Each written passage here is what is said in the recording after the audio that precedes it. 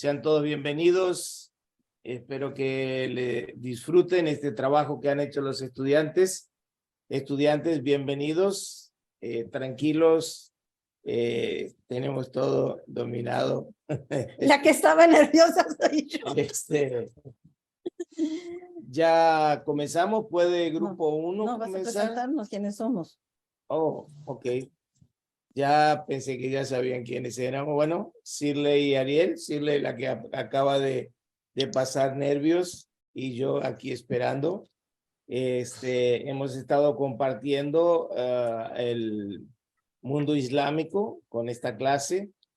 Han trabajado duro preparando esta conferencia. Espero la disfruten y todos aprendamos algo en esta tarde. Dios les bendiga. Grupo 1 con ustedes, el tiempo de ustedes. Estudiantes, la conferencia de ustedes. Dios les bendiga. Igualmente. Ya voy. Bueno, buenas tardes, bendiciones para todos, espero que estén bien, que el Señor les bendiga. Nosotros vamos a estar hablando de la Gran Comisión, esta tarea que el Señor nos encomendó a nosotros los creyentes, y también vamos a estar hablando un poco de Marruecos como país a evangelizar. Bien, nosotros somos el grupo 1, estamos en el grupo Susana Rodríguez, Silvia Pérez, Juan Descovich y Beatriz dos Santos. ¿Y quién les habla? Leandro Borges. Ahora sí, pasamos a la siguiente diapositiva.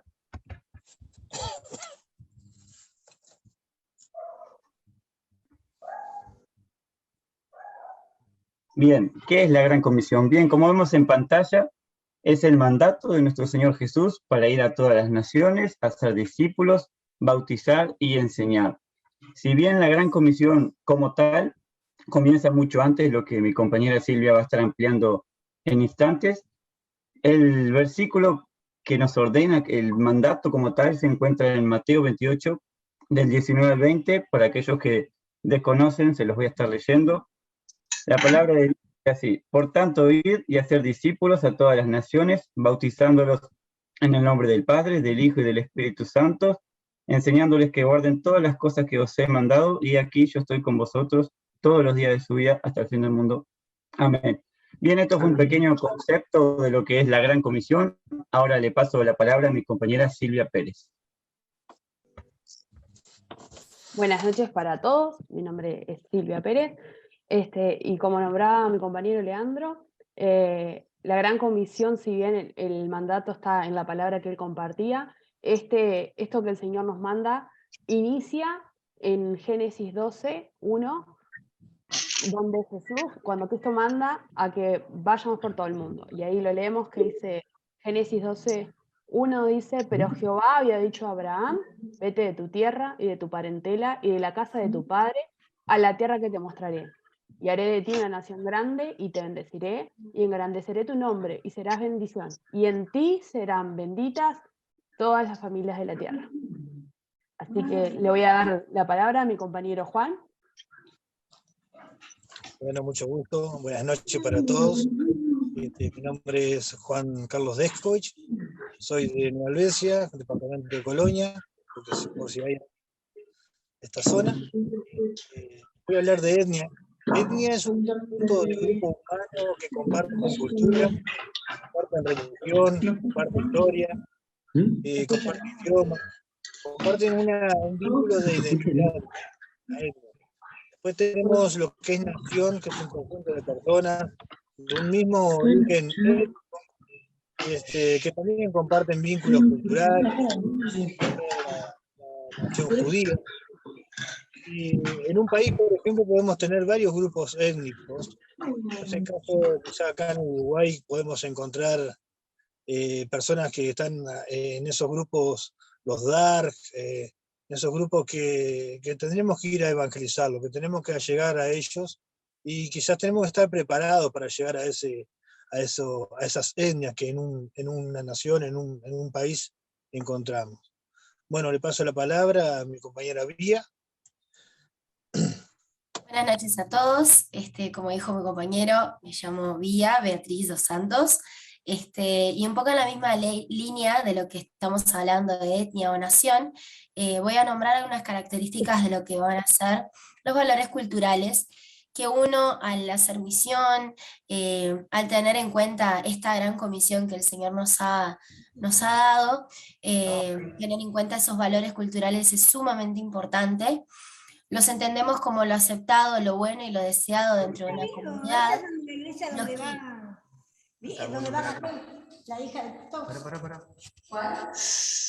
Los valores que guían nuestras acciones, decisiones y prioridades. Esta definición está en el libro Hijo de Paz de Don Richardson. Y cuando nosotros vamos a hacer la Gran Comisión, debemos más que nada tener muchísimo respeto hacia esos valores, apreciarlos, ver las calidades que tienen, y más que nada aprender que somos aprendices y que en todos esos instantes donde estamos poniéndonos a servicio de una nación, de una etnia, ante nada somos aprendices, y tenemos que estar dispuestos a reconocer y a no ser arrogantes frente a esa misión y a esas culturas que muchas veces desconocemos muchísimo. Muy bien, le paso ahora la palabra a mi compañera Susana. Como expresó mi compañera Bía, mi nombre es Carmen Susana Rodríguez y brevemente les hablaré sobre la diferencia entre evangelismo y misiones según lo expresado en el curso. Evangelismo es el esfuerzo que cada cristiano hace o debe hacer para compartir el evangelio con todos los que están dentro de su contexto cultural. Según Kerry Olson, evangelismo es plantar la iglesia donde ya está. Haciendo referencia al versículo en Mateo, evangelismo mi Jerusalén sería ser testigo en mi entorno, en mis vecinos, en mi barrio y en mi ciudad. Mi Judea sería ser testigo en otro pueblo, en otro departamento o en el país.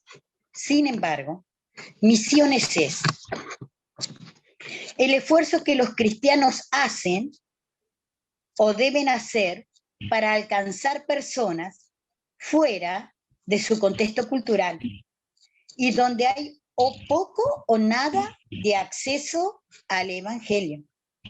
Según Kerry Olson, estamos hablando de misiones ahora, misiones es compartir el evangelio o levantar una iglesia donde no la hay.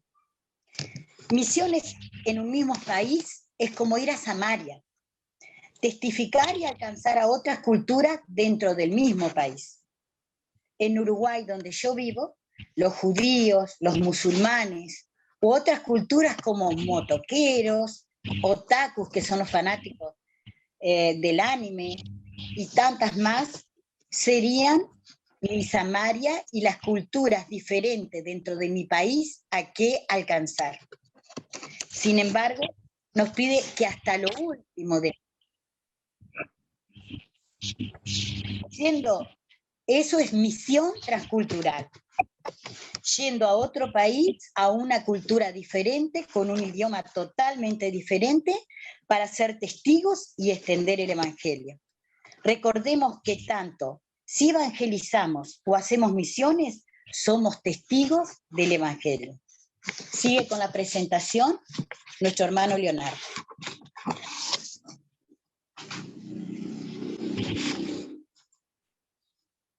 Bien, como les dije al principio, vamos a estar hablando de Marruecos, este país que tenemos que alcanzar como cristianos, como creyentes.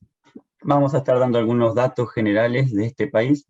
Bien, Marruecos está situado en el extremo noroeste del continente africano.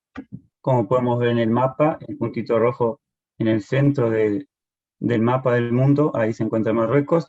Está bordeado al norte por el mar Mediterráneo y al oeste por el océano Atlántico. Su capital es Rabat. Su moneda local es el dirham marroquí, que por cada dólar estadounidense son 10,20 dirham. Para hacer una comparación, como muchos saben, por cada dólar estadounidense son 40 pesos uruguayos. Ahí podemos comparar y ver que la moneda de ellos es más valiosa que la nuestra. Bien, el idioma oficial son el árabe clásico y el bereber. El bereber es Es el idioma de un conjunto de etnias autóctonas de África del Norte, de esa región. Casi todos los que son nativos de esa zona de Marruecos lo saben, y hablan tanto el árabe también como el bereber, porque es lo que los remonta al pasado. Bien, los habitantes la población es de 37,08 millones en su último censo, que fue en el 2021. Su superficie es de 446.550 kilómetros cuadrados. Como vemos en el mapita en el extremo inferior derecho, podemos ver la comparación de lo que es el territorio uruguayo dentro de Marruecos. Vemos que entra de 3 a 4 veces, siendo que Uruguay tiene aproximadamente 170.000 kilómetros cuadrados. Bien, estos fueron algunos datos generales de este país. Ahora paso la palabra a mi compañero Juan Descovich.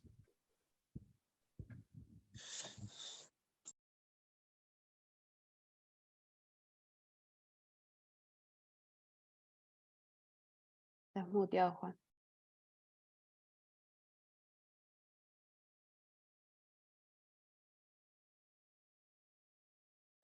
Juan, Juan, estás muy...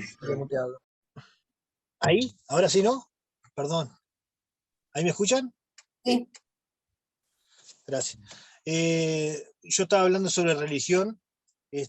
Para los que no saben, Marruecos está dentro de la ventana 1040, que es paralelo 10 y 40 norte sobre el Ecuador. Es un conjunto de países donde el Evangelio prácticamente no es llegado. Hay lugares donde no conocen sobre el Evangelio de Jesucristo. Y bueno, Marruecos está dentro de esa ventana 1040, que tiene un 99% practicantes sobre la religión del Islam, musulmanes, ¿no? 99%, otro tanto es de católicos, muy poco, muy bajo, y 0,1% son evangélicos, 0,1% son evangélicos. Y bueno, es un país donde tenemos que, como cristianos, llegar, impactar, actuar, llevar la palabra del Señor de una forma muy sutil, muy profesional, y llegar a esa zona que, como tantos países de la ventana 1040, están necesitados del Evangelio. Le paso la palabra a mi compañera hermana Vía. Bien, un poco relacionado a lo que traía mi compañero Juan, los valores culturales específicamente de Marruecos están totalmente vinculados a lo que es la religión del Islam, y su cultura es musulmana, entonces los valores culturales están como aliados a esos conceptos. Entonces, algunos de esos valores son la de la hospitalidad, que siempre reciben a sus invitados y a las personas a las que los visitan de forma muy formal, son súper atenciosos y acogedores. Muchas veces incluso reciben a personas que quizás no conozcan mucho, las reciben siempre con mucha atención desde sus casas. Por otro lado, está el respeto hacia los mayores. Consideran que es súper necesario tratarlos con consideración y respeto. Por otra parte tenemos el valor de la familia, que también está súper presente en lo que es la cultura musulmana, de siempre tener como en primer lugar y el respeto también a los miembros, a cada miembro de la familia. Por otro lado también son súper generosos en la cuestión de la solidaridad. También se alienta a las personas a ayudar unos a otros en lo que son las necesidades y trabajar juntos para enfrentar algunos problemas en la vida que se pueden dar. Y por último, y también muy presente, el tema de la religión, que también hace como que tengan un respeto hacia la autoridad, también súper elevado. Así que un poco por ahí las características de los valores culturales de Marruecos. Le paso la palabra a mi compañera Silvia. Y bueno, ¿cómo viven en Marruecos los cristianos? Porque dijimos que el porcentaje es muy bajo, pero ¿cómo viven estos cristianos en este país? Los cristianos que viven en Marruecos viven una persecución muy alta y muy fuerte. Marruecos se encuentra en la lista mundial de persecución que cada año realiza Puertas Abiertas y está en el puesto número 27. En Marruecos tocar la fe de un musulmán es un delito. Entonces, si los cristianos hablan a otros de su fe, corren el riesgo de ser detenidos, de ser procesados, y los conversos, los que se convierten en el cristianismo marroquíes, sufren presión para abandonar la fe, mucha presión en muchos ámbitos, son castigados con la pérdida de sus derechos de custodia de los hijos, también con sus derechos de sucesión, los pierden si son cristianos. En algunas circunstancias los cristianos también son detenidos y multados por el simple hecho de tener una Biblia en su poder, y también por hablar de su fe con un musulmán, pasa esto. También los extremistas islámicos amenazan con ataques violentos. Los cristianos en Marruecos son un blanco a los interrogatorios, a las palizas, a los encarcelamientos por parte del gobierno. Y en el ámbito laboral pueden sufrir acoso de sus compañeros o incluso pueden quedarse sin empleo. Estos cristianos que no tienen empleo son, a la hora de buscar un empleo, son discriminados. Entonces es muy, muy, muy difícil que puedan, y casi imposible, diría yo, que puedan conseguir trabajo si se sabe de su fe. Incluso en lo que son las redes, en internet, corren riesgo de sufrir ciberacoso por su fe.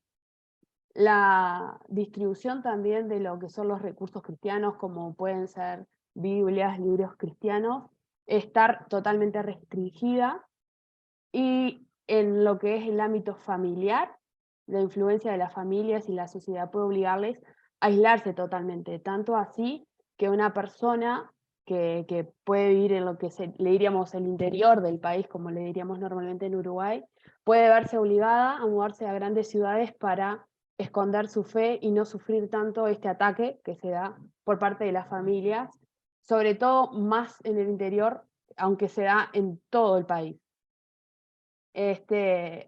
Y se presiona mucho, la presión es muy alta, esto hace casi nula, imposible tener comunión con otros cristianos, tal como la tenemos nosotros en nuestro país, hace casi imposible. Y en este país la violencia hacia los cristianos es muy alta y va en aumento, es más, con respecto al año pasado, esto aumentó.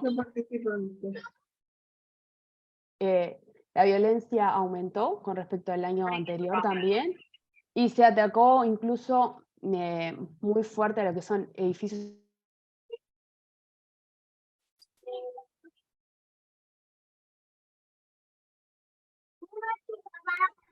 Está muteada, Silvia. Silvia está muteada y alguien que no está hablando no está muteado. Necesitamos que los que no están hablando se pongan en mute, por favor. No sé hasta qué parte se me sintió porque no sé en qué Fue la momento última estaba frase muteada. nomás. Puedes seguir de la última frase. Bien. Les estaba comentando que el ser cristianos en Marruecos con respecto a lo que es la violencia es muy alta en este país, y sobre todo para el cristiano que se convirtió al Islam, que como dijimos es la religión que predomina, son los que sufren más presión, sobre todo la gente, como decía hoy, la que vive afuera es la que vive más presión, porque son familias más conservadoras, aunque esta presión se sufre en todo el país, no solamente en lo que es en el interior. Y con respecto a las mujeres, si bien los hombres, como nombramos anteriormente, sufren la presión de que, por ejemplo, no puedan recibir una herencia por ser cristianos, o que también no puedan tener la custodia de sus hijos, las mujeres son las que sufren la parte más difícil en esta persecución en Marruecos, porque si bien la mujer marroquí ha ganado algunos derechos con respecto a otros países también cercanos, pero la mujer marroquí cristiana específicamente sufre mucha persecución. Son vulneradas, son muy vulnerables a lo que es violaciones como forma de castigo por ser cristianas. Son amenazadas, tienen amenazas de violación para que puedan regresar al Islam también. Las mujeres cristianas en Marruecos no suelen revelar su fe porque tienen mucha persecución y tienen mucha gravedad. Las repercusiones de que se diga que son cristianas son muy altas. y estas mujeres, si se casan con un musulmán, pueden ser divorciadas, pueden ser golpeadas, expulsadas, o incluso que se les niegue la custodia total de sus hijos. También pueden ser confinadas en las casas, o pueden ser obligadas a casarse como una medida correctiva, las que no sean casadas. Y las mujeres cristianas que usan Internet, al igual que los hombres, también pueden sufrir ciberacoso y en todas sus expresiones. Lo sufren demasiado, lo que es la persecución. Y los hombres, como decíamos anteriormente, bueno, le pueden negar una herencia, le pueden también privar ayuda económica de parte de su familia, y los pueden aislar también de la vida pública por el simple hecho de decir su fe abiertamente. Y les dejo con mi compañera Susana, que ya va a continuar. Dando una reflexión final a lo que hemos visto, el mandato de la Gran Comisión sigue vigente. Y a través de lo expuesto hemos visto la necesidad de ser testigos del Evangelio. Como dice en Romanos 10:14, ¿cómo pues invocarán a aquel en quien no han creído? ¿Y cómo creerán en aquel de quien no han oído? ¿Y cómo oirán sin haber quien les predique? La pregunta hecha por el Señor sigue siendo la misma. ¿Quién irá? ¿A quién enviaré? Nuestro deseo es que podamos estar dispuestos a responder a ese llamado diciendo, heme aquí, envíame. Con esta reflexión, el Grupo 1 concluye su exposición sobre los temas La Gran Comisión y Marruecos.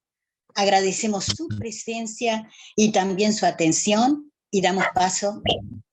Muchas gracias.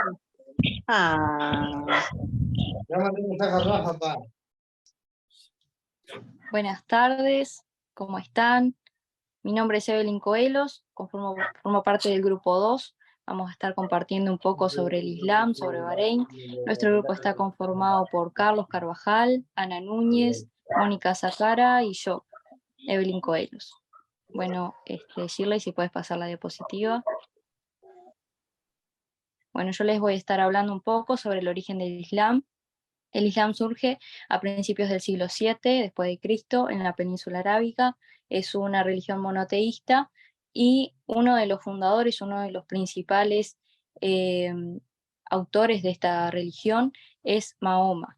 Bueno, esta religión está conformada por 3 grupos. El primero de ellos serían los paganos, quienes tienen como Alá, su dios superior. Sabemos que los paganos eran conocidos por tener multitud de dioses, pero Alá era su dios superior. Luego por los judíos, quienes eran los principales educadores de esa época, y los árabes cristianos. Cuando hablamos de Mahoma como fundador, debemos ir al origen de lo que sería la idea del Islam. Y esta surge cuando Mahoma cumplió 40 años y se recluyó en una cueva a las afueras de la ciudad, donde se dice que recibió la visita de Jibril, el arcángel Gabriel, quien le anunció que él iba a ser escogido para una nueva religión, para ser el profeta de esta nueva religión. Por lo cual Mahoma salió de esa cueva y volvió a la Meca, en donde estuvo predicando sobre esta nueva religión. Bueno, si puede pasar la diapositiva. Viendo un poco a grandes rasgos lo que sería el porcentaje de la población musulmana en el mundo, podemos ver que las partes que están más oscuras es donde hay entre un 90 y un 100%, o un 80 o un 90% de la población, y las partes más claras están entre, el 1 y el 7%, el 7 y el 15, y el 15 y el 30%. Vemos que uno de los lugares más cercanos en donde los musulmanes ocupan parte del territorio sería en Argentina, que por el color podemos distinguir que se trata de un 7, un 15% de la población. Y bueno, para dejarles ahora con mi compañera Mónica, que va a estar compartiendo sobre los pilares del Islam. Bueno, mi nombre es Mónica, buenas noches, bendiciones. Soy uruguaya, vivo en este momento en Montevideo y les voy a estar hablando un poquito de los pilares del Islam, de todo aquello que tienen que creer y o hacer los musulmanes. Y antes de eso vamos a recordar un poquito qué es ser musulmán que es toda persona que se somete a Dios y sin importar su etnia, su nacionalidad o su raza. Para convertirse en musulmán hay que hacer una declaración de fe, que es la shahada o testimonio, y que consta de 2 partes. Dice, Alá es el único Dios y Mahoma es su profeta. Por otro lado, la persona que nace en una familia musulmana es musulmán. El segundo pilar importante para el Islam es el Salah. El Salah es la oración, que es la súplica y la relación del siervo con su creador. Es un mandamiento que está expresado en el Corán y que dice, recita lo que te ha inspirado el libro y establece el Salah. Y el Salah, la oración, los protege de todo lo indeseable y de todo lo reprobable, pero siempre recordando que Alá es mayor y sabe siempre lo que hace. Esta oración se hace en el Islam 5 veces al día. Tercer pilar del Islam es el zakat, que es la limosna que se le da a los pobres, que consiste en el 2,5% de los ingresos anuales de los musulmanes a partir de un mínimo. El Ramadán, o son, o ayuno, es el ayuno que hacen los musulmanes durante un mes. Se hace en el mes del Ramadán, que es el nombre del 9º mes del calendario lunar del Islam. Consiste en abstenerse de alimentos y de placeres desde que sale el sol hasta que se pone. Y termina con una fiesta que rompe el ayuno, y que sería la fiesta de la cosecha, de recoger los frutos de la oración, de toda la oración de todo el mes.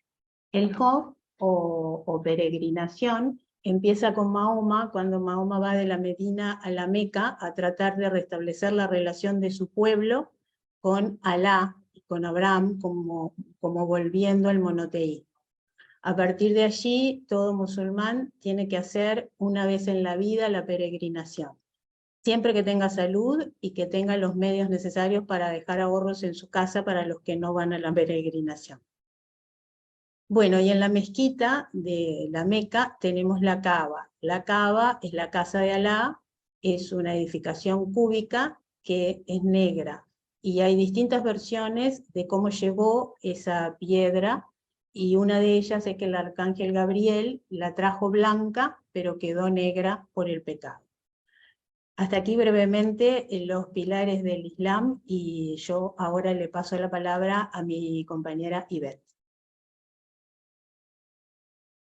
Buenas tardes, mi nombre es Ana Ivette y soy puertorriqueña, pero estoy viviendo en Texas. Quisiera hablarles un poquito sobre los musulmanes. Es una cultura que representa muchos grupos, entre ellos a los africanos, a los europeos, americanos, los de Oriente Medio, y esta cultura comparte los mismos valores que están basados en el Corán. El Corán está compuesto por 114 capítulos, y ellos verdaderamente tienen un interés sumo en que cada uno de los musulmanes practique cada una de las enseñanzas del Corán. Inclusive a los niños se van enseñando desde temprana edad a que memoricen ciertos párrafos y lecturas del Corán. Una de las costumbres importantes entre los musulmanes es el matrimonio. La familia es súper importante para los musulmanes, así es que el matrimonio se celebra entre las familias, el que representa la casa, el hogar, ya sea el padre o un adulto en la familia. Ellos pueden tomar la iniciativa de arreglar los matrimonios. El matrimonio se celebra entre un hombre y una mujer, y se puede celebrar tanto en la mezquita como en el hogar. Cuando se celebra la ceremonia, la oficia una persona que es como un sacerdote, es el imán, y este imán va a hacer oraciones con los novios. Los novios también hacen lecturas que sean referentes al amor y al respeto dentro del matrimonio. Una vez que ellos comprometen sus vidas, entonces firman este compromiso que va a ser su certificado de matrimonio. Otra situación también entre los musulmanes es que la mujer, por ejemplo, si desea casarse, ellas pueden acudir a su guardián, que como dije puede ser su padre o un adulto dentro de la familia, y arreglar el matrimonio para esta mujer.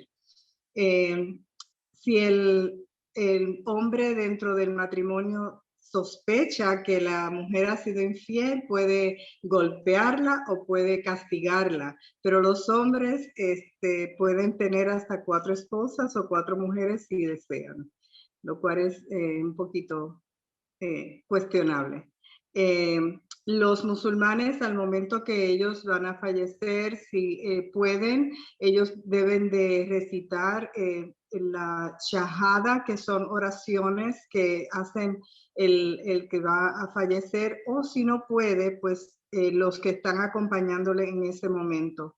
También durante este proceso de morir, de partir de este mundo, ellos están acompañándolos todo el tiempo, y una vez que la persona fallece, lo bañan, ya sea si es un hombre, ya sea por hombres, y si es una mujer, por mujer, y luego que lo preparan, lo envuelven en unas sábanas blancas, lo llevan a la mezquita. Lo deben de enterrar inmediatamente o lo más pronto posible. Las tradiciones y las costumbres de los musulmanes son culturas árabes, tienen muchas diferencias en comparación con la cultura occidental, y la mayor parte de los árabes creen que los acontecimientos de la vida están controlados solamente por Dios, y que el hombre depende del destino que ya ha sido determinado por Dios, y por eso se afilian a la religión en ese sentido, para tratar de en todo momento agradar a Dios y someterse a su voluntad. Las visitas a la mezquita son regularmente, tienen sus reglas también. Si por ejemplo vas a entrar a la mezquita, la mujer no puede entrar con sus hombros descubiertos o sus rodillas descubiertas, debe entrar en una vestimenta apropiada, si es posible cubrir su cabeza con un velo. Los hombres de igual manera no deben de entrar con un pantalón corto, deben de entrar apropiadamente vestidos o con sus vestimentas largas o túnicas largas. También ellos pueden, sería muy importante que cuando están orando ninguna persona les interrumpa o se pare frente al que está orando en ese momento. Así es que con esta breve información sobre las costumbres de los musulmanes, paso la palabra en este momento a ¿quién le toca? Carlos. Sobre Mahoma, fundador del Islam. Di la verdad, aunque sea amarga, di la verdad aún contra ti mismo. Uno de los líderes religiosos y políticos más influyentes de la historia. Nació el 26 de abril de 570. Falleció el 8 de junio del 632. Su padre, Af-Alab ibn, y su madre, Amina bint Wahb. Contrajo matrimonio con 8 mujeres. Tuvo 7 hijos. Viajó a Siria siendo un joven, formando parte de una caravana comercial. Durante su estancia fue reconocido como profeta por hombres santos, eruditos judíos y cristianos. Su condición de profeta quedaba indicada por marcas en su cuerpo y por señales milagrosas de naturaleza. Estudioso de la temática religiosa del judaísmo y del cristianismo, realiza meditaciones en el solitario monte Hira. Con 40 años sufrió su primera experiencia profética cuando se retiró a una cueva del monte, a las afueras de la Meca. Allí tuvo la visión del arcángel Gabriel, que le ordenó predicar. Le anuncia que Dios le había elegido como su mensajero y enviado junto a los hombres. Le enseñó las abluciones, baños rituales de purificación y la manera de adorar a Dios, la plegaria y un mensaje divino.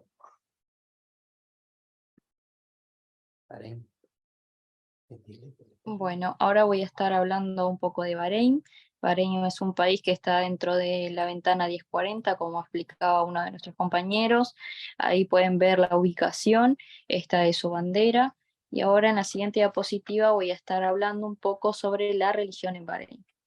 Bueno, casi el 100% de la población Bahrein es creyente, o sea, tiene una religión, tiene una creencia.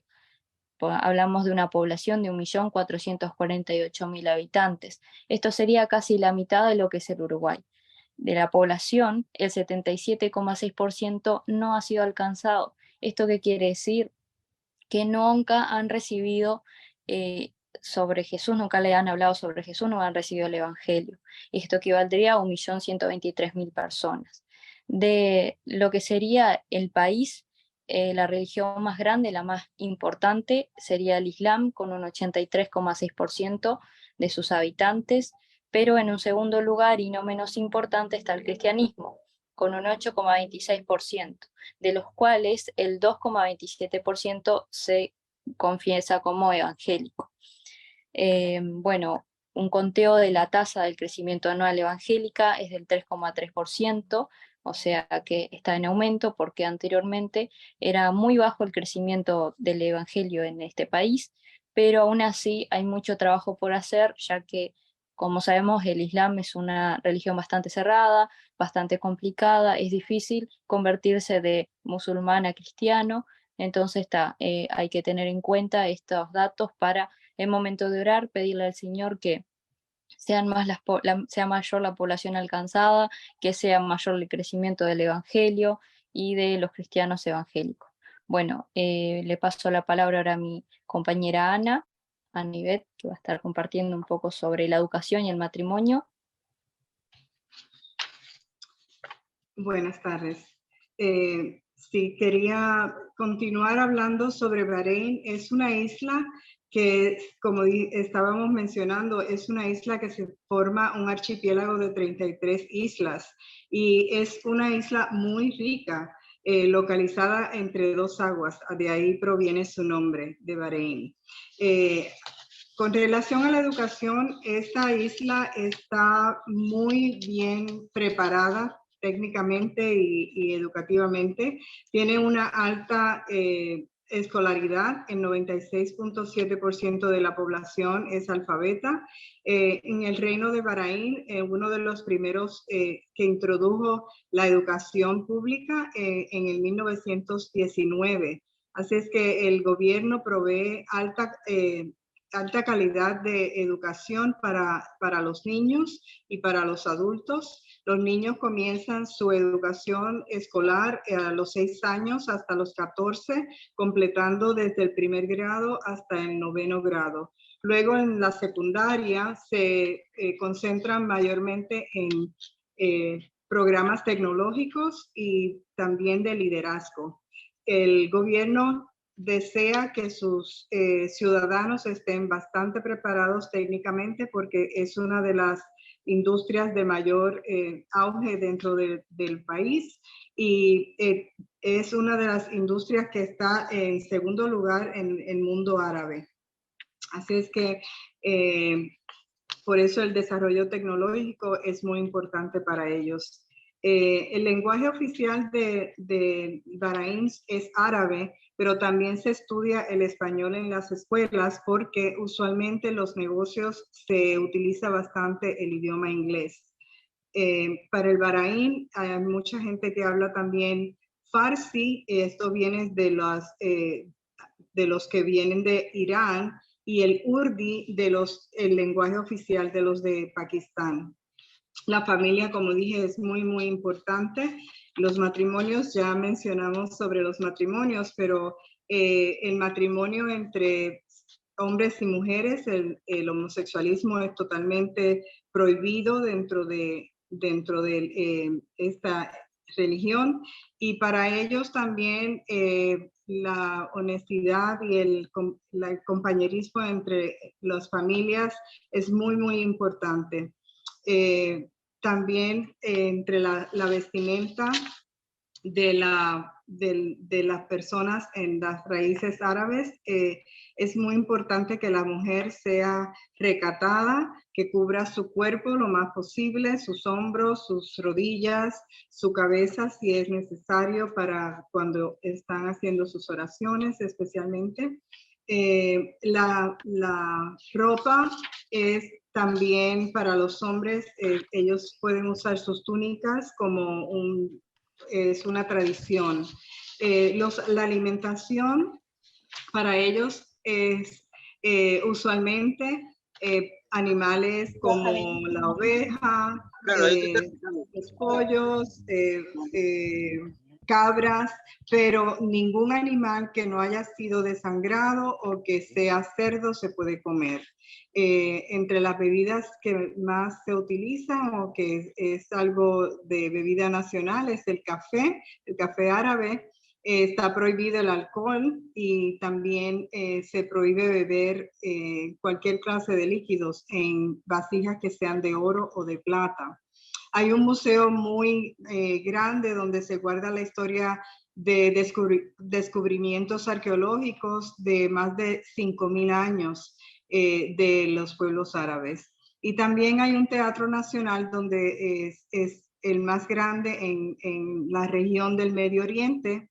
Y una vez al año se celebra un festival donde el pueblo trae toda su tradición, ya sea de música, de arte, de juegos, de comidas, y comparten juntos las raíces del mundo árabe entre los Bahrain. Ahora paso la palabra a Mónica, que va a continuar hablando sobre el Bahrain. Bueno, ahora vamos a hablar brevemente sobre la economía de Bahrein. Bahrein, como todos los países de esa región, empezó su vida comercial y económica cuando se construyó el Canal de Suez en 1869. Empezaron explotando el petróleo en 1932, pero se les acabaron muy pronto las reservas y tuvieron que reconvertirse y empezaron a hacer fundiciones y a refinar el petróleo, tomando la materia prima de todos los países de alrededor, sobre todo de Sudán. Tienen fábricas de cemento, tienen fundiciones de aluminio y tienen una gran reserva de gas natural. También Bahrein es una zona franca donde hay muchos bancos, muchas sedes centrales de bancos importantes, o sea que la plaza financiera está muy cubierta. Por otro lado, está creciendo mucho el turismo. Ellos tienen una red muy importante de comunicaciones marítimas y terrestres.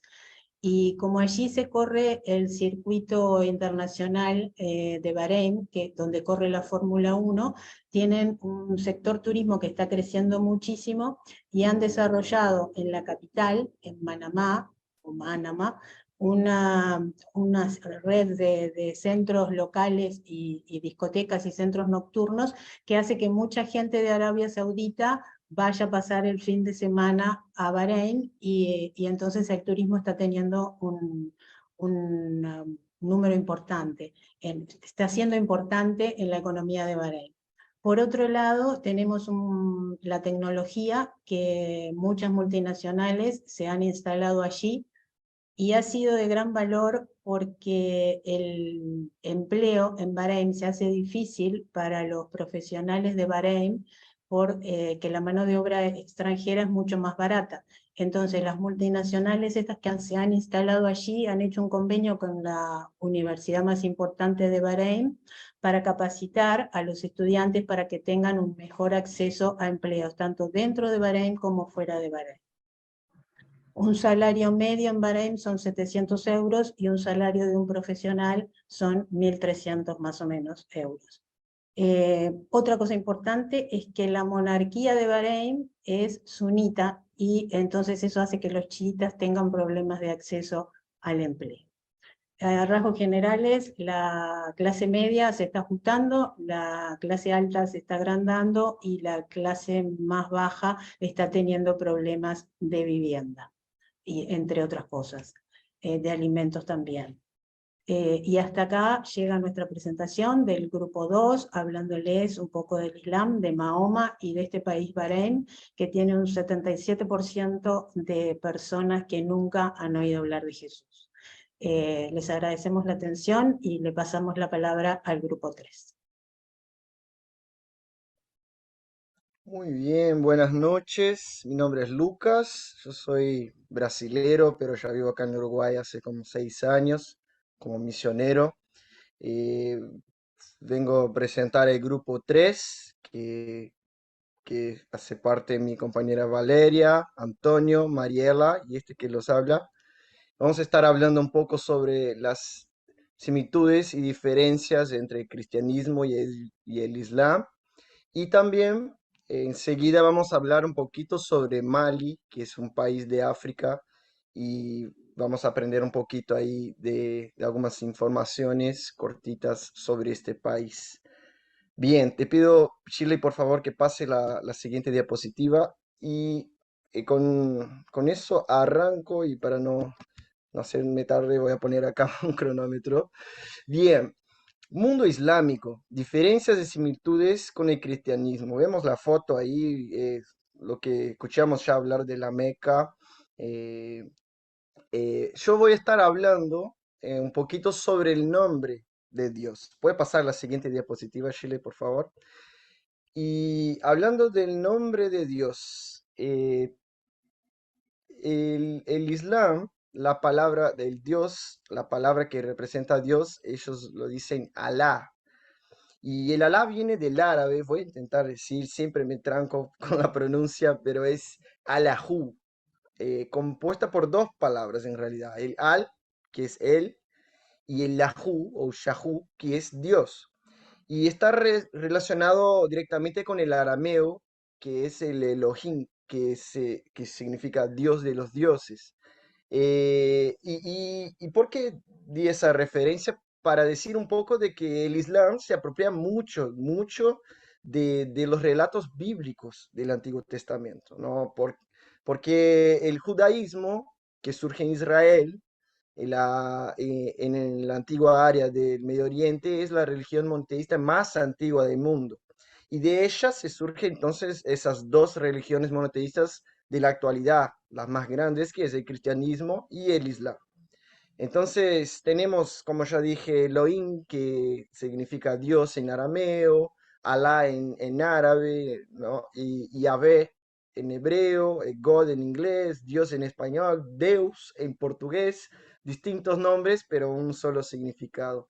Y es interesante, hablando directamente del Islam, que ellos tienen el Corán, que sería el libro de la ley, sería como la Biblia de los cristianos, y la palabra Alá significa el Dios compasivo y misericordioso. Es una de las primeras palabras encontradas en el Corán. El creador, el Señor del universo, el dueño no solo del origen, sino también del destino del hombre. El pensamiento islam es muy similar a la concepción que tenemos los cristianos del Dios creador, el único Señor Salvador, ¿no? que está en nuestra Biblia. El Corán también nos revela aspectos importantes de la imagen de Dios, el Dios creador, el Señor, el compasivo, misericordioso, uno, y vemos que tiene no solo una exposición teológica, sino que toda la revelación misma de Dios en su misterio está en el Corán. Y también confirman que el rostro de Dios permanece siempre inaccesible, ¿no? A los ojos humanos. Bueno, con eso termino esa parte hablando del nombre de Dios y le paso la palabra a mi compañero que va a seguir hablando ahora sobre las similitudes. Te toca a Mariela hablar sobre las similitudes.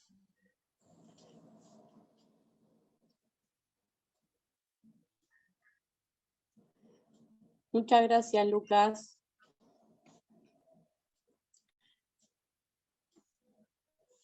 Muchas gracias. De nada, Mariela. No sé cómo hago para que salga mi imagen. Te vemos bien, Mariela. Ah, ¿me Tranqui. ves? Bueno, Sí, bárbaro. sí, sí. Buenas noches, mi nombre es Mariela Suárez, soy de acá de Montevideo, pertenezco a la comunidad cristiana evangélica Maranata. Es un gusto poder estar compartiendo con ustedes un tema tan importante como es el mundo islámico. Y bueno, vamos a hablar un poquito de lo que son las coincidencias entre cristianos y musulmanes. Cuando hablamos de similitudes, podemos encontrar que ellos tienen varias cosas en común con nosotros. Ellos creen en Jesús, que nació de la Virgen María, que fue concebido por el Espíritu Santo, que Jesús estuvo en la tierra y no cometió pecado, que Jesús era la palabra de Dios, que hizo milagros y que vendrá otra vez. Esas similitudes las tienen con nosotros porque también tienen algo en común. Si bien para ellos el Corán, para nosotros la Torá, y en la Torá ellos también creen. Ellos le llaman la Taurat, y a los salmos le llaman el Zabur. El Injil es el libro de Jesús. Y podemos también encontrar varios profetas a los cuales ellos también tienen coincidencia con nosotros, como es Abraham, como Juan el Bautista, como es Jesús, creen que Jonás, creen en Noé y creen en Adán. Bueno, le paso la palabra a mi compañero Antonio. Muchas gracias por este tiempo. Buenas noches, mi nombre es Antonio Silveira, soy de la ciudad de Rivera, Uruguay. Quería compartir con ustedes 6 básicas diferencias entre el cristianismo y el islam. La primera diferencia entre el cristianismo y el islam es sobre Jesús. Para el cristianismo, Jesús es el Cristo, el Hijo de Dios, como dice en Juan 1. En el principio era el Verbo, y el Verbo era Dios, y el Verbo estaba con Dios. Pero para el Islam, Cristo es criatura de Dios, y por ser criatura de Dios no puede ser hijo de Dios. Reconocen a Jesús como un profeta más, como Adán, como Abraham, como Moisés, como el propio Mahoma. Pero nosotros los cristianos lo reconocemos como el Hijo de Dios, como el Salvador nuestro. La segunda diferencia básica es referente a María. Para el cristianismo, María es la madre de Jesús, el Hijo de Dios, una virgen que el Señor escogió para engendrar a su Hijo por medio del Espíritu Santo. Como describe la profecía ahí en Isaías 7:14. El Islam reconoce a María como una virgen que gestó el milagroso nacimiento de Jesús sin intervención de un padre, pero no reconocen a Jesús como Hijo de Dios. A diferencia del cristiano, en el Islam no existe José, quien según la Biblia era el esposo de María. La tercera diferencia entre el cristianismo y el Islam es sobre la Trinidad. El cristianismo y el Islam son 2 religiones monoteístas, pero los cristianos creen en la Trinidad de Dios, que Dios tiene solo un ser y existe en 3 personas, Padre, Hijo y Espíritu Santo. Para los musulmanes esto es inconcebible. Según ellos, Dios no puede ser más que uno. La cuarta y la quinta diferencia es sobre la crucificación, la resurrección de Jesús. Para los cristianos, la crucificación y la resurrección de Jesús significa el cumplimiento del plan de redención de Dios para la humanidad. En cuanto al Islam, el Corán niega las creencias cristianas sobre la crucificación y la resurrección de Jesús, afirmando en cambio que aunque pareciera que había sido crucificado, Dios de hecho elevó a Jesús ante su presencia. Ellos creen que Jesús no fue crucificado, sino que alguien fue expuesto en su lugar. También hablan que hubo un complot, que Jesús se escondió y luego salió y apareció a sus discípulos. La sexta diferencia es sobre la autoridad de la Biblia. Para los cristianos, la Biblia es la palabra inspirada, infalible de Dios, la cual se completa y no requiere adiciones, habiendo evidencias internas y externas que la validan.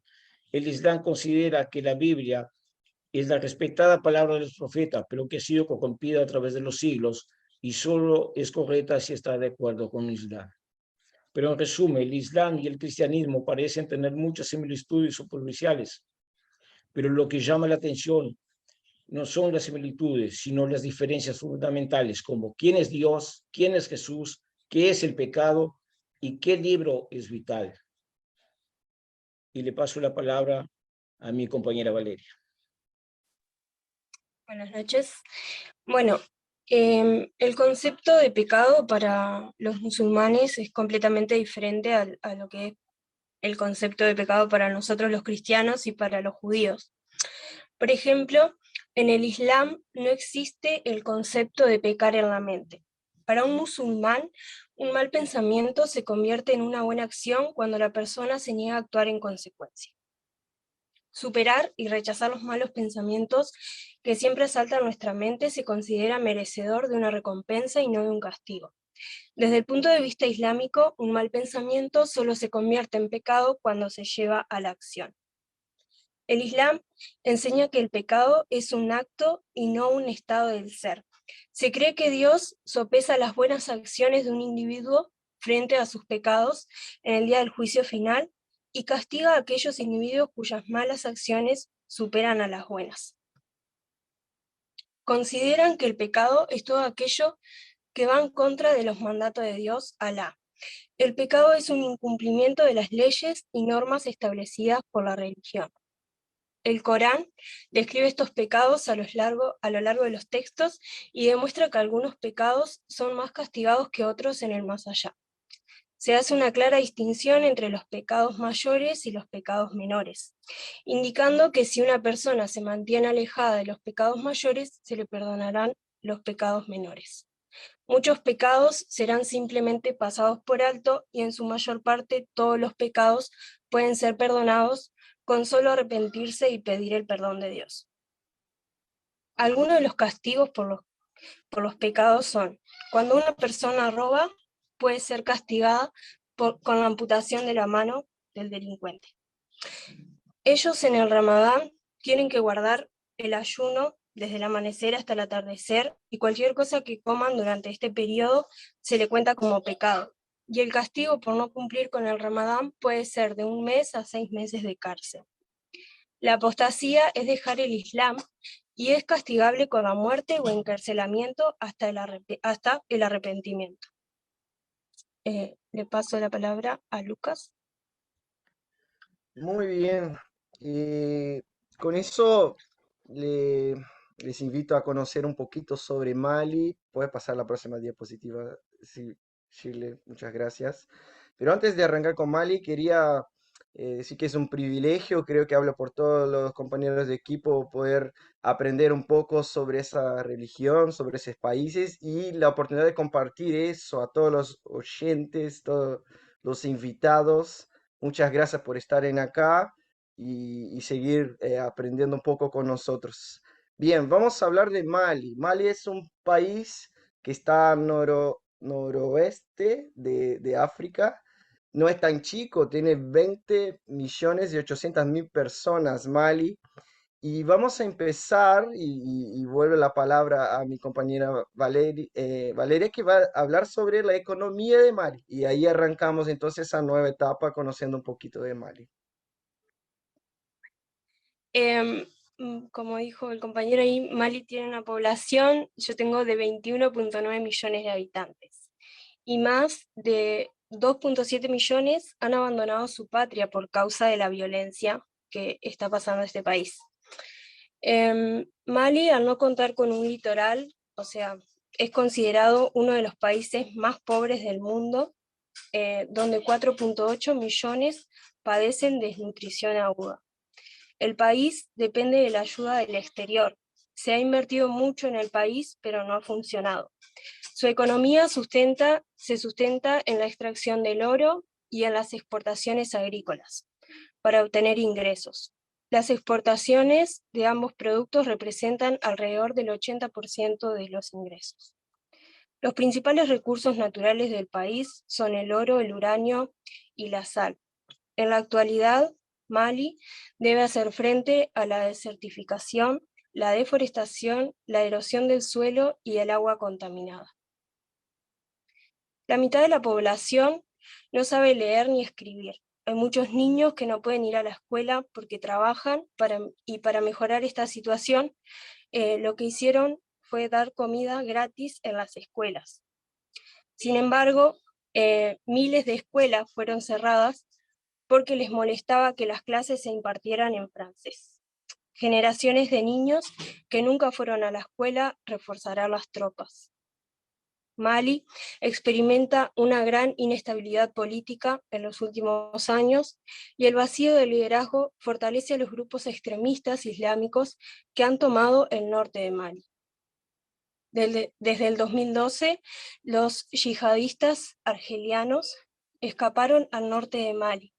Los yihadistas son los extremistas que tienen la ideología caracterizada por la frecuente utilización del terrorismo en nombre de una pretendida yihad, a la cual sus seguidores llaman una guerra santa, en el nombre de Alá. Es una gran crisis la que atraviesa Mali y sin duda que es un país con muchos desafíos. Le paso la palabra a Mariela. Muchas gracias, Vale. Bueno, si vamos a hablar de cultura, en Mali hay una gran connotación al encontrarse allí un 90% de los malianos siendo sunitas. Ellos están allí junto con los animistas y con otras diferentes creencias religiosas. Se hablan varias lenguas, el bambara, el de Gelis, el peul, el cenufo, el sonique, y tenemos el idioma francés como el idioma oficial de allí. Contamos con museos que son arqueológicos y antropológicos. Se ubican en Bamako, capital de Mali. Exponen allí la prehistoria y se encuentran instrumentos musicales también, vestidos y objetos de rituales asociados a las etnias que están allí. Hablamos de la literatura. Los dijelis ejercen una función poética y cuentan a través de la poesía las historias del país. Cuentan con música, está dominada por forma derivada del antiguo imperio Manden. Son la mayoría de la población los dijelis y que producen la música popular del lugar, la música tradicional, y se ven las influencias de la gente y de las diferentes etnias que los rodean. Mali, afuera son los más conocidos la cora, o arpa construida a partir de una calabaza. El teatro entre las bambaras se practica de una forma tradicional llamado coteba.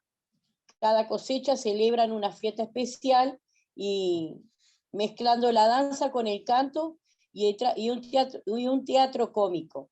Están inspirados por el coteba y hacen giras con los grupos en diferentes pueblos. Bueno, le paso la palabra a nuestro hermano Antonio. Voy a hablarles un poco sobre la religión en Mali. El 93.9% de la población profesa la religión musulmana y la mayor parte de estos son suníes, seguida por la cristiana con un 2.8%, el animismo 0.7% y personas sin ninguna religión 2.5%. El Islam practicado en ese país es considerado moderado, tolerante y adaptado a las condiciones locales. La Constitución establece que Mali es un Estado laico y proporciona libertad religiosa, y el gobierno respeta en gran parte ese derecho.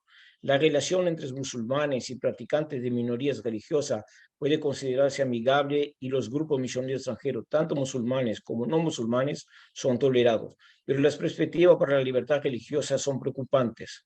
La seguridad y la estabilidad política de Mali se han deteriorado a lo largo de los últimos años. Aunque las tensiones étnicas no son nuevas, las represalias y la brutalidad contra militares y civiles, alimentada por la presencia de grupos yihadistas, han alcanzado unos niveles preocupantes en la región y en el país, en algunas zonas del país. Bueno, le paso la palabra al compañero Lucas. Muy bien. Bueno, cerrando un poco nuestra presentación de Mali, yo voy a hablar sobre la acción misionera en Mali. Como ya escuchamos, hay una extrema escasez de cristianos evangélicos y en Mali el Islam es predominante. Y como ya compartió también la compañera Valeria, voy a hablar un poquito sobre eso que pasa en el norte de Mali, ¿no? Hace unos 10 años, un grupo extremista islámico tomó el control del norte y quemaron muchas iglesias, expulsaron a la población cristiana, la comunidad cristiana. En realidad nunca se recuperó de todo, ¿no? De todo eso. Y hasta hoy siguen viviendo muchas amenazas y ataques violentos. Pero aún así, hay hermanos de fe de toda parte del mundo. La gran parte de los misioneros que trabajan activamente en Mali son europeos, pero hay misioneros de todo lado, América Latina, Asia, que están trabajando activamente allá en Mali. No es fácil, ¿no? Es una de las naciones más pobres de África y muchos de los cristianos que trabajan hace años ahí perdieron todo durante esa época de guerra, ¿no? Del norte. Sus hogares, sus negocios, propiedades son objetos de ataque a todo instante. Te pido a Carlos, si posible, cerrar el micrófono que estamos viendo el camión corriendo ahí.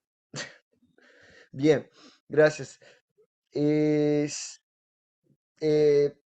hablando sobre los misioneros, pero también quería compartir un poco sobre las agencias misioneras, ¿no? Porque como son pocos los misioneros, porque la dificultad de conseguir trabajo, de conseguir una renta y los ataques, ellos sobreviven de ofertas de agencias misioneras o de mantenedores de otros países, ¿no? Hay algunas ONGs que se destacan, eh, son hay unas cuantas, pero por ejemplo la AME, la Agencia Misionera de las Asambleas de Dios, Puertas Abiertas, Organización Movilización, y el trabajo específico de ellos es levantar recursos para mantener a esos pastores y esos misioneros, ¿no? Existe un peligro real, así como todos los otros países que hablamos hoy y muchos otros, de los misioneros y los cristianos de serem atacados o secuestrados por extremistas a cualquier momento. Mientras yo buscaba informaciones sobre Mali, encontré unos cuantos misioneros que siguen desaparecidos en Mali. Y con eso también quería animar a los hermanos cerrando ese tiempo, compartiendo un versículo que está en Juan 16:32, que dice así: yo les he dicho estas cosas para que en mí haya paz. En este mundo afrontarán aflicciones, pero anímense porque yo he vencido al mundo. Esas son palabras de nuestro Maestro Jesús, que nos sirvió de ejemplo y sigue siendo el más grande de todos los ejemplos que tenemos. Y las palabras que Él nos enseñe para animar, aunque vemos tanta dificultad, tanta persecución, tantas cosas que nos afronta nuestra fe. Vamos a pasar esa palabra, quiero terminar ese tiempo pasando la palabra a los profesores, pero también animando a todos que están escuchando a seguir orando por nuestros hermanos, y no solo los que están allá, sino aquellos que también tienen un llamado misionero y están preparándose para enfrentar esas dificultades, ¿no? Que puedan recordar que Jesús venció el mundo y nosotros también podemos vencer por el poder del Espíritu Santo y no estamos solos en esa caminada. Bueno, muchas gracias por la oportunidad. Gracias por poder compartir un poco de Mali, un poco de lo que aprendemos en esos días, y devuelvo la palabra a nuestros profesores que van a cerrar ese tiempo con nosotros. Gracias. Excelente, muchísimas gracias a todos los alumnos. Y este es también el examen final de los alumnos. Y si a ustedes, los invitados, gracias por quedarse. La mayoría se quedó con nosotros. Normalmente las conferencias son de 1 hora, pero todos tenían que hablar en esta conferencia. Déjenos en el chat un comentario, a ver qué calificación debo ponerles a los alumnos. Dejen cualquier comentario que me ayude, que nos ayude a definir su calificación final. Fue un gran desafío y nosotros estamos aprendiendo de nuestros alumnos. Como dice, el alumno supera al maestro. Pero queremos concluir con un desafío. Al pensar en esto en la ventana 1040, donde está más del 90% de los no alcanzados. No alcanzados quiere decir que no tienen la posibilidad de escuchar de Jesús. En esta franja, ventana 1040, hay más o menos, acabo de tener un dato de una de las personas más activas en misiones y dice que más o menos en misiones transculturales en general hay 30,000 misioneros y en esta región hay más o menos 1,200, lo que hace un 4%. Obviamente ya sabemos las razones, es un lugar difícil, es un lugar inalcanzable, pero a veces estamos poniendo todo nuestro esfuerzo en tiempo, dinero, esfuerzo, personas, en lugares donde ya existe el evangelio, ¿verdad? Entonces, yo quiero invitarlos a los que nos están escuchando y a los alumnos a comenzar a promover pensando más allá. Todos, a veces muchas personas tenemos miedo de ir, pero hay otras cosas que podemos hacer antes de ir. Podemos, por ejemplo, adoptar una etnia, como nuestros alumnos adoptaron algunos países.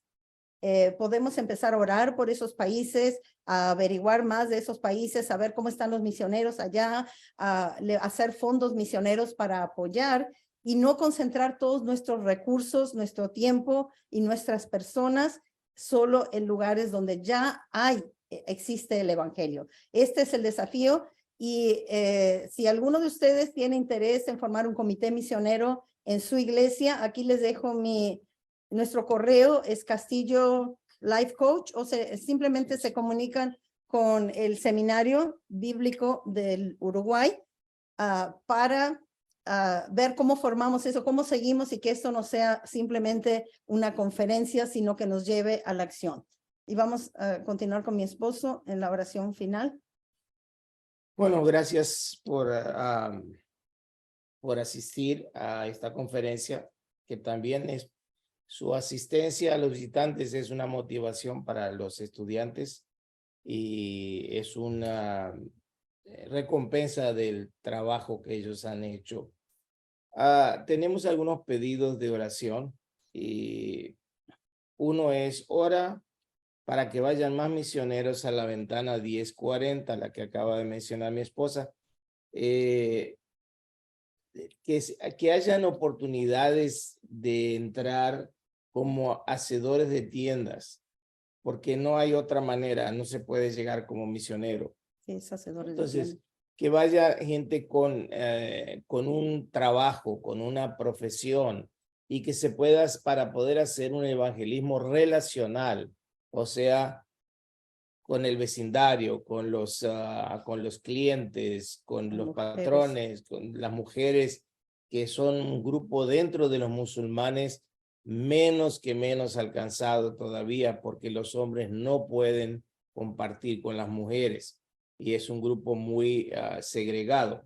Entonces, que ore para que vayan más misioneros a la ventana 1040 y reforzando lo que dijo mi esposa, si en su iglesia puede tomar 5 minutos los domingos o las reuniones los miércoles, si su pastor, sus líderes lo permiten, de compartir sobre un país, algunos datos sobre un país y orar por un país musulmán.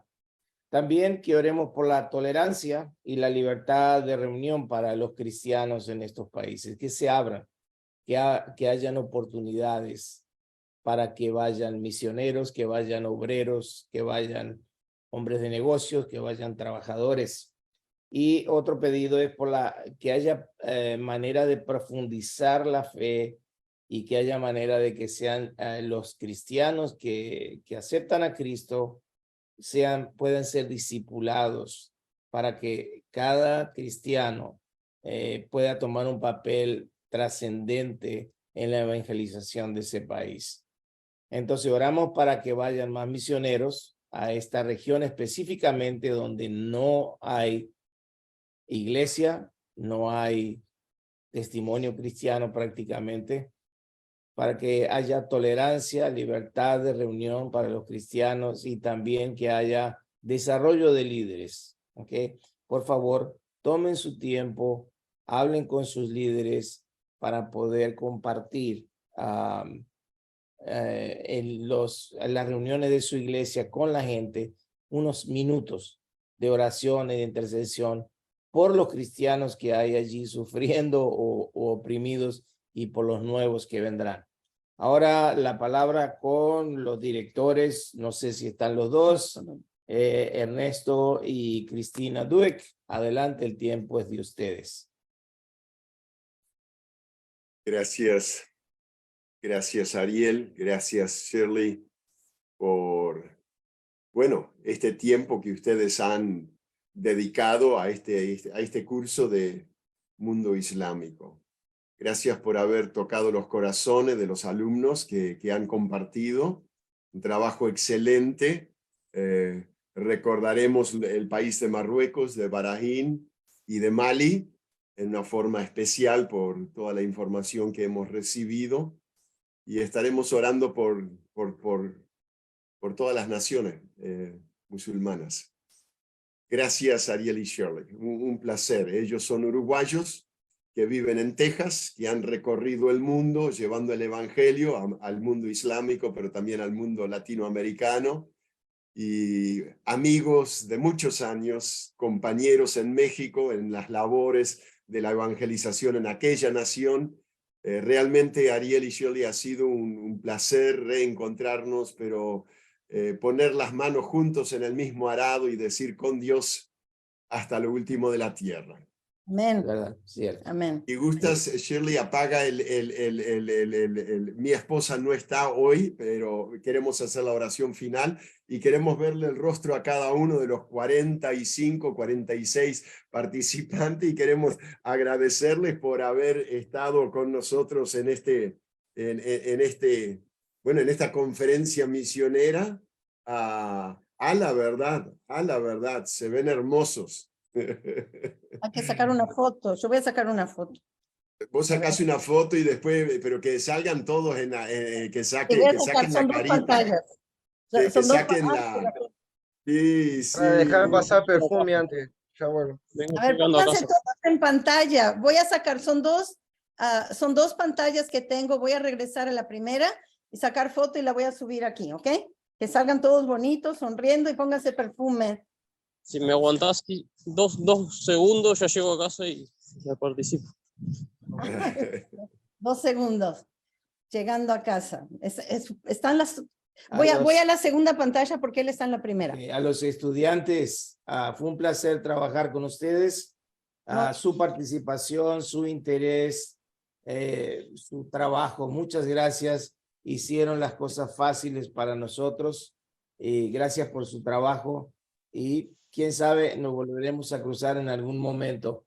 Que Dios los bendiga mucho, que Dios los use, que Dios use lo que han aprendido, lo que van a aprender en lo que resta del seminario, de las clases.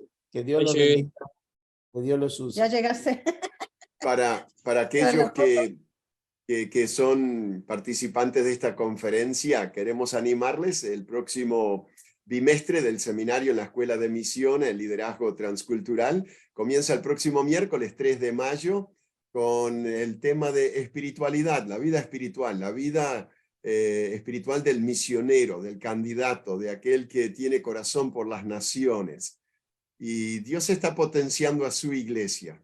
Invitamos a los alumnos que están terminando este bimestre a que sigan el segundo bimestre, pero también invitando a aquellos que nos acompañaron hoy en esta conferencia y usted tiene el miércoles disponible y hay algo en el corazón que le dice: las naciones le pertenecen a Jesucristo.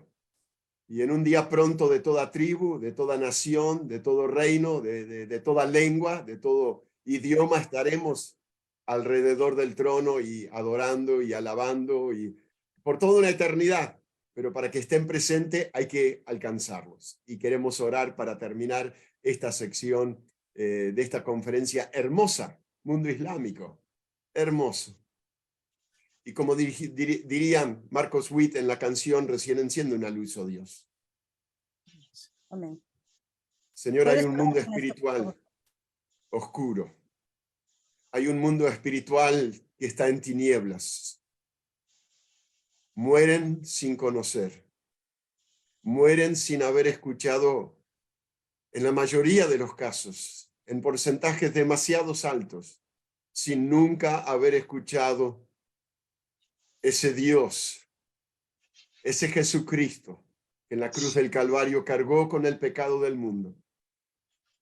Pedimos que la revelación del Dios Todopoderoso, nuestro Señor y Salvador Jesucristo, sea real, de norte a sur, de este a oeste, en toda la ventana 1040, en todos los corazones del mundo islámico. Dios, enciende tu luz allí en las regiones del mundo. Y pedimos por la población, que puedan ver la luz, sea en una visión, sea en un sueño, sea que alguien llegó con la Biblia, con la palabra, pero que puedan ver la luz y que puedan abrazar la luz, Señor, y dejar de caminar en tinieblas, dejar de caminar en condenación. Pedimos, oh Dios, por los pueblos musulmanes, que te conozcan a ti, oh Dios, en esta generación, que te conozcan, oh Dios. Gracias por lo que tú estás haciendo. Pedimos que haya libertad en las naciones. Pedimos que la persecución no sea tan cruel, pero a pesar de la persecución, como dijo Lucas, también tú estarás con nosotros todos los días. No nos dejarás, no los dejarás. Acompaña a los obreros en situaciones peligrosas, en situaciones difíciles. Acompaña a los cristianos de las naciones que están sufriendo la persecución. Que el ángel de Jehová acampe alrededor de ellos. Amén, Padre. Que los defiendas, oh Dios, de todo peligro. Y que la obra del Espíritu Santo, Señor, en esos lugares apartados, aislados, olvidados muchas veces, allí se pueda ver tu luz, oh Dios. Pedimos, oh Dios, por una multiplicación de obreros también. Que el discipulado pueda realizarse aún cuando la situación es difícil. La situación muchas veces parece imposible. Pero sabemos que para los hombres es imposible, para ti todo es posible. Y así como tú amas el uruguayo, el brasilero, el argentino, el tejano, el mexicano, también amas tú, Señor, al musulmán. Abrázalo con tu amor, oh Dios. Muéstrales tu luz en esta generación, oh Dios, y que miles de millones de ellos te puedan conocer. Y que cada uno de nosotros podamos seguir orando, podamos seguir ofrendando y podamos, Señor, preparando nuestros corazones para que, aún en oración, aún intercediendo, podamos ser una luz en aquella ventana 1040 que tanto necesita de ti, Señor. Te lo pedimos en el poderoso y amoroso nombre de nuestro Señor y Salvador, el Salvador del mundo, el Salvador de las naciones, Jesucristo. Amén.